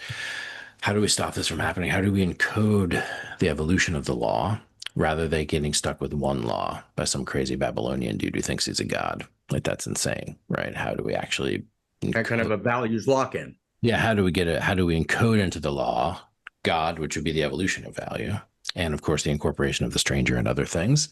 So the emergence in kind of Mesopotamia, other places, of the failed experiment of the city, the new fallen empire, creates then this move to create an antidote to civilization, if you will, which has been struggling alongside this thing as now it's growing and we're building a city the size of the world. Just like in the prior little tiny cities on rivers where we would just harvest all the logs upstream because then you can float them downstream. So it seems great. Harvest all the logs for the houses and buildings upstream, float them downstream. Now, of course, you've removed the roots and everything, so it floods, right? Because you're completely not thinking about second, third order effect of the most basic thing that you're doing there, which is building. So similarly here with the planetary scale, computational stacks / urban environment, we are likewise just harvesting upstream, not aware of the second, third order effects of what we're doing, and therefore kind of like in a situation of awaiting a flood. And the problem with the social classes who are most empowered now is that they think they have an arc. But the thing about the ark was the instructions. Like, the thing about the ark was, no, you don't build the ark. That's not how this works. Like, God helps you build the ark, and with specific blueprints. So the other thread here with David J. Temple and with the first principles, first values has to do with the project of temple building at planetary scale, if you will, in the lineage tradition here, which is this either becomes a planetary scale prison / zoo / Skinner box, or it becomes a planetary scale temple. And that would, of course, involve getting the fucking architecture right, which would mean building from first principles and first values that were real and not part of the kind of Baudrillardian simulation of what they're doing now, which is building without thought of second and third order effect of the most basic thing you're doing, which is building. So when you think about the energy drain of training chatbots, just like the sheer amount of electricity used to train a chatbot, you start thinking about, oh, these guys are not serious about physics, actually. Like how are the capitalists who build the most incredible stuff actually not at a fundamental level serious about physics, which has to do with how the planet continues to work. And it's like math, guys. And that's supposed to be what you guys are good at. And instead you're talking to me about fantasies. Talk about myth building. You can look at the anti-humanist, transhumanist, extropian kind of like, build the immortal cyborg human. That's myth building. And those, unfortunately, are myths that are being listened to by some of the most powerful storytellers like Harari, who are smuggling them in through basically faint praise and kind of like, so yeah, I'm just saying. No, it's exactly what narratology does. So you have to separate the different realms here. So the problem here with the Harari guys is that they're all nerds. And nerds were great at building computers, and computers made them wealthy. And now they think they're philosophers and can start religions, and they can't. And they end up with the zeros and the ones everywhere. I've had these. I mean, Nick Bostrom was my student, okay, in the 1990s. He went off and had a career. He was very square. And even he cracked, it was a joke that the universe was a computation. It was a simulation. It was a joke. And it caught on. Because these nerds, with the power they have, are so desperate for their own myth. And you know what? They don't have great parties, and they don't sleep around. Their lives are incredibly boring. They just have incredible access to media because of the resources, and therefore they proclaim these fantasies. It's a perfect example of a logos pretending to mythos, but logos is nothing but logos. Logos is never theater. Logos is never art. Logos is never fun. Logos nothing to do with sex. Logos is zeros and ones. So if you think logos is going to be a myth, you don't understand what myth is because you have no pathos in it. So if you're a man, you add pathos to the logos, you add logos to the pathos, because pathos is psychosis without the logos, and logos is neurosis without the pathos. So we need women because women are located in between their mythos. Where the only problem women have, as Bonita Roy has pointed out, I'm absolutely correct about, is that women have the problem separating fact and fiction. They take to men to help them separate fact and fiction. because fact and fiction is another way of doing logos and pathos. So they're fascinated with the fact that we can never feel unity. They're fascinated with the fact that men are torn between two brain halves. Ian McGilchrist is writing about the male brain. No woman ever recognized anything McGilchrist write about in themselves. They're much more together, much more whole, and this is the beauty of the two sexes to me. But I know it's kind of rudimentary presented, but over large populations starts to make sense. For a social, it really starts to make sense. For the archetypes, it starts to make sense. So it is to, I'm totally with you with the mythos. Let's defend the mythos, and we need the mythos more than ever. Even if in my world it's only temporary, it will last for a paradigm. You might think it's eternal. You might think it's there forever. We have a difference. Doesn't matter. We need a myth that lasts for the next paradigm. That's all I'm asking for. And we need the theater, we need the art, we need the drama to do it without the machines, right? Beautiful, right? Beautiful. And there's 6 or 7 things that you said now, and they were also running through the Jim Rutt frame, which I think is its own fantastic conversation, which I look forward to having, which is on masculine and feminine. And, we just completed, a kind of oral essays book on, the erotic cosmos with kind of the 10 qualities of the line and the 10 qualities of the circle and the qualities of Paris Gamos, and how our model interpenetrates with yours, or, receives yours, right? And how they, how they fructify each other is actually insanely important, but too important to deal with briefly here in passing. So I'll kind of bracket, that for a second and go back to the essence of mythos, with permission, which is the reason it matters in Jerusalem. And, and I can't imagine that it's not implicit in Persia, but I can't talk about it with any authority, because although I've read in the world of Persia, but only secondary sources. So I don't know the primary sources well, so I don't feel them, in that way. But, the core notion of Jerusalem is, I think, twofold. And I think that's critical here. One is the personal and the cosmic are one, right? That is to say, right, the reason I know things is because my story is chapter and verse, right, in the cosmic story, in the amorous cosmos and the cosmorotic universe, right, in the erotic cosmos, right? So it's and that's one of the places, perhaps tenderly, right, where we move towards something of a distinction. In other words, obviously, but I think it's a distinction we can resolve. Obviously, the people who kind of superimpose a kind of regressive animism that got called out by kind of 19th century anthropology, and suggest, hey, the rock is the same as the human being, that's obviously utter nonsense. That's a given, right? Which is why you don't marry a rock, right? And if you did, problematic and different conversation, but back to the gender conversation, right? So Yuval Harari might be into pet rocks. Right. We're not. There's the pet rock question, right? And then, I think I'm on Yuval's hit list these days, right? After we did all right. But so clearly there is discontinuity, right, between, matter in all of its levels and life in all of its levels and the depth of self-reflective mind. So there's clearly discontinuity. But as Zach and I have pointed out a lot, both to each other and in shared, right, as David J. Temple's really whispered, there's also continuity. And the dialectic between continuity and discontinuity might be the place we can actually find each other here, because it's critical, right? Because if you don't actually realize the ultimate shared fabric that the personal and the cosmic are of a piece, then ultimately I'm alienated in the cosmos. Ultimately, I'm not welcome in the universe, right? Because I'm actually a strange implant, a stranger in a strange land. And although there is a strangeness, but actually our point is that Camus got it wrong in The Stranger, right? When he says mother died today, or was it yesterday? His point was, well, since the personal is actually dissociated from the cosmos, then actually the elemental, right, a transparadigmatic, your phrase, values disappear, and mother's your classical transparadigmatic value, and it doesn't matter because the personal and the cosmic are not related. So if we can agree that there's radical discontinuity, so we're not doing kind of regressive animism, but there's also continuity, and there's a shared story of value that is both as forever as it can be and evolving at the same time, right?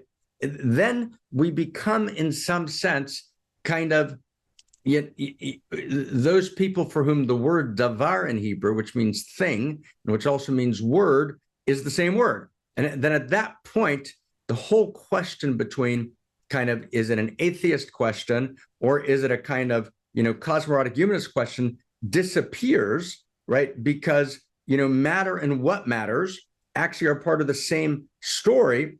And so we need new languages here, right? And as the old arguments are not interesting. Not only are they not interesting in the way you used the word interesting, not right, and interesting in the best sense of the way you were using it, right? In your work, but we actually need to have a shared language, because actually we're not interested in being nerds, right? Who are twiddling whatever they're twiddling. We actually have to address suffering, and we can't do that. And maybe my last, sentence, in this rant is, I'm a little shocked, right? How much and I apologize for this, in worlds that are adjacent to all three of us, how much people who are involved in this work are really just building their little empires. It's literally like, really, guys? Did you realize there's a fucking meta crisis? And you realize it's just people hawking their wares, building their careers, playing their political bullshit, right? Without any sense that actually we need to come together. There's very few of us in the world, and we don't even care, creating a shared language, because we're lost in these kind of like unimaginably boring, right, little petty games that when the world's burning. So to be able to come together here matters fucking insanely. So something like that. In my logos, where I'm honest, I don't go further than the sociant. But the sociant is very, very real, and I can prove it with the data. True behaviors. Okay, so we agree on the sociant. I still think religion has the same challenge it's always had, which is to connect sociants with each other without them killing each other. For me, this is the best Jewish philosopher of the 20th century. Derrida, Levinas, all these guys after 1945, and even the Marxists, going back to Adorno, they all had to deal with, what are we going to do after Auschwitz? You do Stein and Gafni very well. Okay, so the Jewish philosopher of the 20th century said, okay, how can I kiss and love the stranger? How can I possibly? And when I read, it's just a question religion always did. It makes no other sense. This was the question. So for me, that still is a religious matter. Myth is the only way to do it. I don't use the word cosmic simply because I'm a philosopher and I work with the logos. So I'm not going to do the theater. I'm not going to do the arts. I'm not going to do the filmmaking. I'm not going to do any of the things that I'm asking for. I'm just basically a philosopher making the way for artists, like, for example, Owen Cox, I work with a lot, an amazing artist. So I work basically moving things out of the way so the artists can do what they're supposed to do and get the machines in their proper place instead of having them left front and center, right? So I therefore emphasize, for example, in the Synthesis book, that technology can also be a useful tool that religion didn't have before. What if we use technology now in such a way that the religious mission to try to make peace between sociants can be achieved? And therefore, I basically said, theologically speaking, that the devil has been present with us since August 6, 1945, and it's called the bomb. We created the devil. We're now running out of time. If you can't create a God who can stop the devil, we're done. That's my theology. So we're still around in 2025. We have this conversation right after America bombed the shit out of nuclear reactors in Iran. We'll see where that goes. But the bomb has to be stopped, because otherwise we cannot even imagine the divine. But the divine in the relationship, for me, I'm a Zoroastrian. For me, it's the relationship between human beings and machines is absolutely fruitful, and I'm positive towards technology when used in a conscious way. So therefore, I separate the Master and the Hura. I also separate monotheism and polytheism and have them in parallel. Because I think polytheism is the ground for myth-making and myth-telling. That's exactly why archetypes and saints and everything are many different people of a sociant reflecting the sociant in the storytelling. Myth is always polytheistic. Monotheism, to me, watch out, because monotheism, what philosophers do. Monotheism is there for elites to connect with society. But for average people, polytheism was always the religion that were ingrained in. But there is no monotheism. We both know that, right? I mean, the Kabbalah, the 10 Sfirot, the 10 Luminations, right? Monotheism itself, right, is a construct that doesn't actually exist anyplace other than in the worst forms of the most regressive fundamentalisms. But it's not in the best of Christianity. It's not in the Kabbalah. It's not in Sufism. right, et cetera. But just notice, and Zach, maybe as you move us towards a closing blessing, I just want to just notice something, and I again apologize for this, but I want to say it anyways, which is I'm really just proud of this conversation and excited about it, independent of all the content, right? In other words, this is valuable, right? In other words, we could have spent the time figuring out all the places we disagreed, but we kind of know those. And instead, something else happened, right? Which was not about, literally, again, if I just say it, it was the opposite of point scoring. It was the capacity of three philosophers to be excited about what each other are doing, right? To actually recognize, read each other deeply, right? Not be redundant, not be kind of, some of kind of banal, early, ecumenical dialogue when, Jews who don't believe in Judaism get together with Christians who don't believe in Christianity and discover they have a fuckload in common, right? Right. It's not that, but it's exciting. It's exciting. So I'm excited, and I'm surprised at where this went, and delighted actually. So thank you. Thank you. Yep. Yeah, I would agree. This has been beautiful, actually. And can I throw one last thing in, though? Because I want to address this before we finish this conversation. We can always have more conversation in the future. I'd love to do that. But the esoteric and the exoteric, because for me and Andrew, that's Tantra and Sutra. In what way do esoteric and exoteric play a role here as we go forward for you? Because for me, the esoteric, it's incredibly meaningful because the esoteric is the laboratory. It's a place for experimentation because it can be contained. The thing with esoteric in my tradition, Zoroastrianism, is that the esoteric is contained. Yes. The Zautar is out in the wilderness. The Mobed, the priest in the community, is in the community. The Mobed and the Zautar must never be mistaken for each other. Never mistake the shaman and the priest for each other. The Mobed is in the community, serving the community, and of course he's a mythos.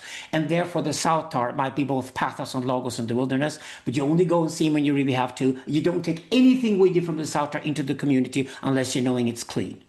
Right, which is why the some of the comments you made that were quite interesting about kind of gender issues and sexuality issues is actually often needs to be in the realm of the esoteric, which is why I ducked them, as you saw, right, each time. But I just say this and then turn to Zach.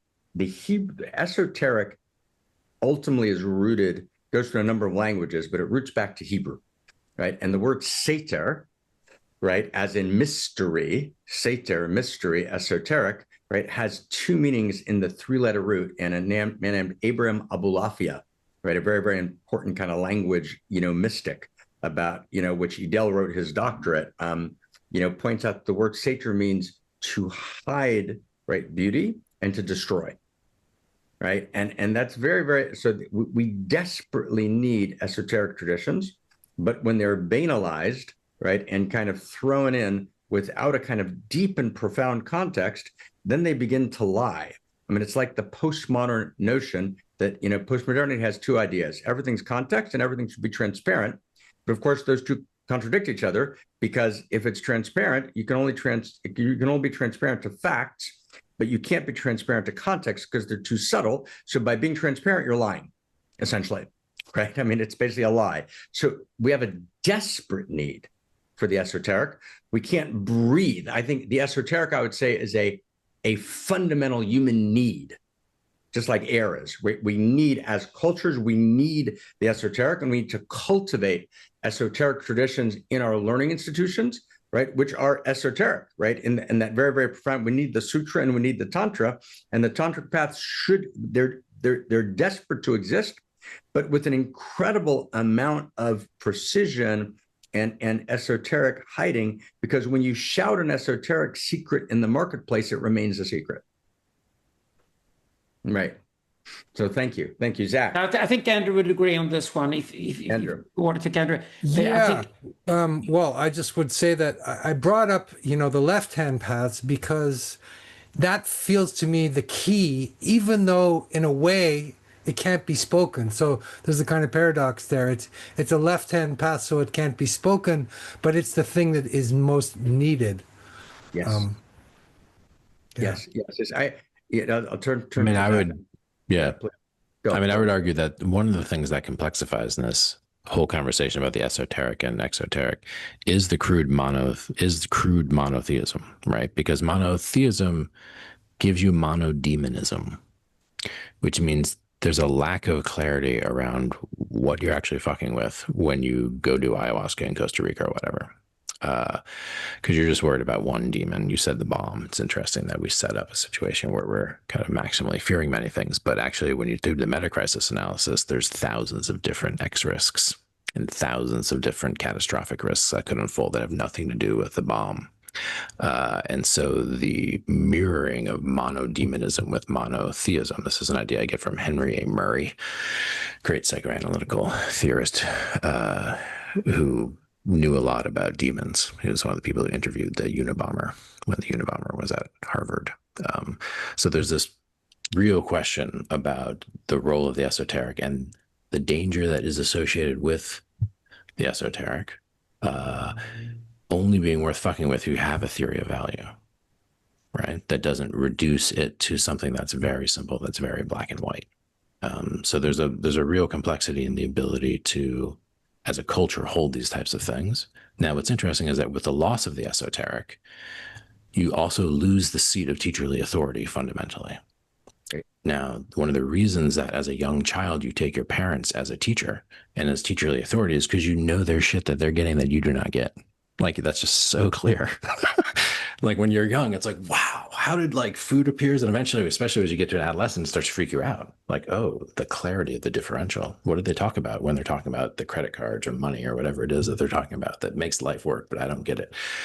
So fundamentally built into the structure of epistemic asymmetry between teacher and student is the notion of the esoteric, which means is the notion that there's a place from which knowledge comes that I do not exactly have access to, because I'm not quite mature enough yet. And actually it's super scary and wouldn't want quite to have access to it until I'm more mature. So I hope I get a good teacher to work with me in the esoteric, right? That's how it works. Now, if you're in a society where there is no such thing as actual value and therefore no holy of holies within the temple, just a temple that's like a Walmart or whatever, then the loss of the dimension of the esoteric just diffuses the society as a whole in terms of teacherly authority, because there isn't some sense that there's somebody who actually knows what the fuck's going on, which is why you have conspiracy theories and a whole bunch of other stuff. You're hoping that actually there's some hidden cabal somewhere where they're doing esoteric stuff to make the world work, because how the fuck is it working if they're not doing that? Because if the gross knowledge that everyone has access to is all the knowledge, then what do you know? So there's a very it's what I call the cult of transparency. Yes. And this was the problem with Christianity and Islam that they shared all along. The cult of transparency, that's where we inherited from. And in Judaism and Zoroastrianism, there's no such thing as transparency at all. There's definitely esoteric realms, and they have their own rules, and they have membranes. Exactly. And this is the same problem with what happened to American/Western Buddhism. You know, you go to these types, I think, Mark, I'm about to tell your story. You go into a meditation hall and you see a big banner that says, we value diversity and inclusion. And you're like, that's wonderful. But you're at a fucking monastery for the Buddha made. You should say, I value the first noble truth, and then the second noble truth, and the third and fourth noble truth. And other things that have to do with the membranes that are set for if you are doing the practice or not doing the practice, right? And that's a very hard line to draw in a culture that can't experience itself as in the field of value, and which destroys teacherly authority as soon as it sees it. And so therefore is hunting down the esoteric places to break down the walls, to go in and to kill what's happening, because of the fear of the emergence of true teacherly authority in the context. And I think this is the other kind of problem with Christianity and other traditions that teach basically the repeating of the killing of the prophet, right? And this is Girard's point, where he's like, actually, guys, the lesson of Jesus wasn't keep killing the scapegoat, which is what Thiel created Facebook to do, basically, was just create scapegoat dynamics. No, the lesson of Girard is Christ, which is end the scapegoat dynamic when you don't keep killing the prophet. Don't hunt down the teacherly authority to destroy it, hunt down the teacherly authority to learn.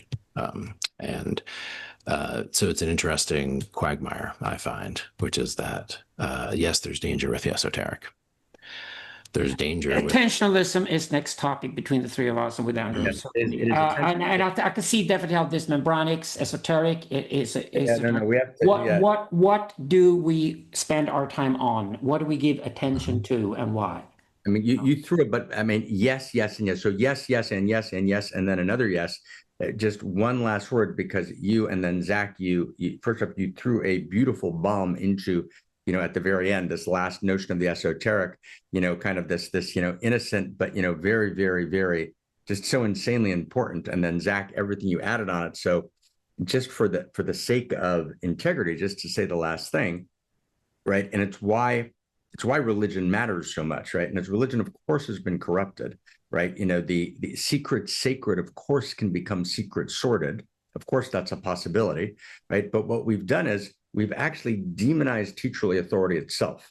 We've because we have no daemon, right, of unique self, right? So therefore, our only model for teacherly authority is a kind of perverse guru model in which the teacher kind of claims authority in this huge overreach across all domains, right? And so then actually we have no boundary on teacherly authority, which is unique self does. Unique self curtails, but also then allows for teacherly authority.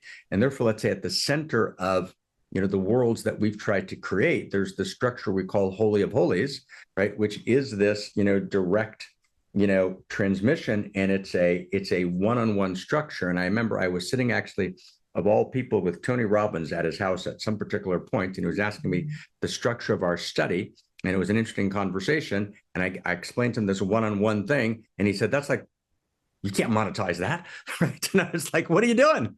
Right? Like, why would you do one-on-one with a person? That's like insane. You could do 100,000 with the giant screen, right? Right. But the entire structure is this thing called, this one-on-one thing we do, which is very over 15, 16 years, which is called Holy of Holies. And then there's a Holy of Holies on the Sutra, and there needs to be a Holy of Holies on the Tantra. Now, I happen to be one of the rare people in the world who's managed to avoid all controversy, which is obviously a very, very big accomplishment, never been controversial, and no one's ever attacked anything I've ever done, which is, of course, very rare. I'm saying in my ironic nihilist, way, right? But the thing is that it's so easy to step outside a context and then, transform it into this kind of unimaginably superficial context, which is now transparent, right? And I don't think I've ever been in a Holy of Holies. I would stake my life on this, in which I would not vouch for its utter integrity and stake my life on it, ever. Not once in my life, never, not once, right? And yet the ability to actually repurpose, to hijack, right, to demonize, and yet, I'll close with this on my side. There's a particular moment, I had a beautiful conversation with our friend Ken. It was 2011, and there was a certain kind of demand made on me, and said, "Well, if you want to accomplish this and this, give this up in order to get this." And I said, "Never, not in a million years," right? Because that's it, right? Slay me 1,000 times, I won't give it up, because that is life itself. And if we give that up, and if everything's transactional, we have no place to stand. And I think we're beginning to get to a place where, okay, something can happen. Wow, what a pleasure. What a delight and pleasure. Yeah. Yeah. I'm very surprised by this conversation. I was expecting more antagonism, fights, and I feel like two different worlds merged, worlds that are very close to me. So I'm very, very happy about that. I think it was a great conversation. So thanks. Hey, Andrew, the Persian Hebrew Axis works. You're right. You're right, Alexander. I told you all along. And the other thing, you and I will go deep down with Tim and Turio and the other guys, and keep on researching the infinite now, ultimate bliss. Keep on researching pure experience, ultimate selflessness, whatever. We're going to go into all these experiential things and study them carefully together, because it's part of my next book as well. So I'll do that. Keep on doing that with you, Andrew, with big love. Yes. And our next, Andrew, if you're up for it, our next, I think we follow in, Alexander's lead. Our next, three-way hosted and moderated by you is Attention. Yes. Sure. Anytime. Yeah. Yep. Guys. Yeah. Crazy. Fun. Good. Thank you. Big love. Big love. Ah. Yeah.